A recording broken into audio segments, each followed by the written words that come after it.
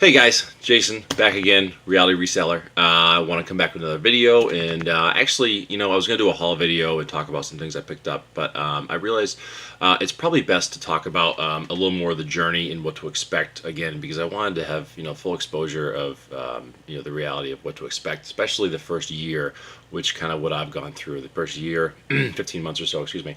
But I kind of want to tell you how I started, how it began, and because I'm sure a lot of people can relate to it. I really think that a lot of people can relate to it. They would be on the same page, and they can say, you know what, I've been there, or I'm there right now, and I can see how I can get there with the effort that I personally put in. Starting off, like I said, in my previous video, my intro video, I talked about how the reason I did this was to basically to pay off some debt. My wife and I wanted to become financially free, want to be debt free. We didn't want to have to worry about owing any money to anybody, plain and simple. And so that's kind of how it started. We actually, if you haven't heard of Dave Ramsey, the financial guru, we followed the Dave Ramsey plan. And side note, 15 months later, we're almost debt free. So it works if you follow it, like any other plan, whether it be a diet plan, a financial plan, or whatever. So Dave Ramsey, definitely got to check out. Good for financial advice, getting out of debt.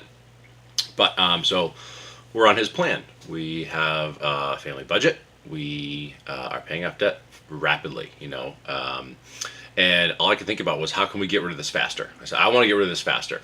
Now, part of our family budget was, with everything included, was $20 a week, personal money, which doesn't sound like much, but when you think of all your other money is accounted for your gas, your bills, your car payments, or whatever, your debt you're paying, $20 in your pocket a week for extra wasting money. It's what we call it. It was a wasting fund.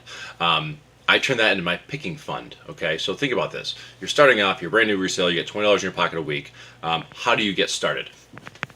And that was where I began. And to start off with that, I had $20 in my pocket. What did I look at? I looked at what was in my house. I started selling things in my house. I started on eBay. 100%, no, I'm sorry, like 90% eBay, 10% like Craigslist. And I wanted to sell some things, get some extra money, and pay off this debt. That's how it all began. Now, you can throw some things on eBay from your home. You got video games, you got movies, you got clothes, you got just stuff laying around. Look around your house. There's stuff everywhere that's worth a lot of money that you don't use, you don't need. And if you have debt to pay off or you want to become financially free, that's the best place to start. Not only does it put some extra money in your pocket to pay off debt, but it can help you fund buying items to resell and make more money on. And so now here I am, I got $20 in my pocket every week, selling things around the house, creating that picking fund, getting the cash flow going with eBay primarily. And that's how it began. Okay, I'm gonna do a couple of quick fast forwards and then go back in time. Now, fast forward again about 15 months later, and again, I want to be totally transparent. Following this as a part-time reseller with a full-time job, full-time family, who is part-time. Back then, if I was doing $50 a week in sales, I was a happy guy. I mean, for me, things were selling. I was happy. It was great. The cash flow kept coming in. I was paying off debt and increasing the picking fund because, as people say, you should always put all your money back into a business, and I agree, you should. But our goal was to pay off debt. So what we did was, plain and simple, all money from reselling was split in half. Half paid debt, half went back into picking. And it's actually worked out great because we've destroyed debt and the picking funds increased and sales have increased exponentially. So basically I went from $20 a week a year ago, which didn't last very long once sales started, to now to maybe $50 a week in sales, to now 15 months later, I generally average between eBay and Amazon about $1,500 a week in sales. That's as a part-time reseller. That is doing that in my spare time on my lunch breaks at work, or maybe before work I'm doing tag sales, or after work I'm meeting up on like Let Go apps and things like that. So that's from a little over a year, very part-time. That's the kind of growth that I've gotten. Back then it was $20 a week in your pocket. That's all you had. It was thrift shops or garage sales. That was it. You didn't have money to go buy pallets of the stuff, which, in time you will, but right now you don't. Now, yeah, I am buying pallets of goods. I'm buying, cases of goods. I'm clearing out clearance racks in a Walmart. Sure, in time you'll get there, but, start off slow, guys. Scale slowly. And the most important thing is because while you're scaling it, you're learning. You're finding your niche, you're mastering your niche, and then you're moving forward to something else. No one just wakes up and knows everything about every product to resell. It just doesn't happen. That's not how the system works. No one's that knowledgeable. But when you say you spend a month on men's shoes, okay, let's say that's all you're doing. You're doing men's shoes for a month. That's all you're doing. Thrift stores and garage sales of men's shoes. After a month or two or whatever, you will be a pro. You will know exactly what to get at these stores. You'll know the condition, you'll know what to look for, the brands, the shipping costs, you'll know what they sell for and how to make a profit on those. And you move forward from there. When I first started, I knew nothing about nothing. I knew about video games, which everyone should know. Mario makes you money, Zelda makes you money. Now I've got 1,000 niches, again, time goes by. You find that one thing at a thrift shop for $1 that you sold for $15, and then you say, well, how can I get more of that item? And you start finding out how to get more of that item, and how to buy it here and resell it there. Find one niche at a time, master it, and then move forward to something else. Back then also, time was tough. I spent, like I said, a lot of personal time working on the business, and it was my own personal time. So let's say I had a day off of work. My wife was working, my son was in school. So I knew I had 6 to 8 hours by myself. And I did that picking. I did that reselling and researching. And I was out sometimes 8 hours a day driving around the state. Just thrift store after thrift store after thrift store, garage sale after garage sale after garage sale. They were long days. It was a lot of work.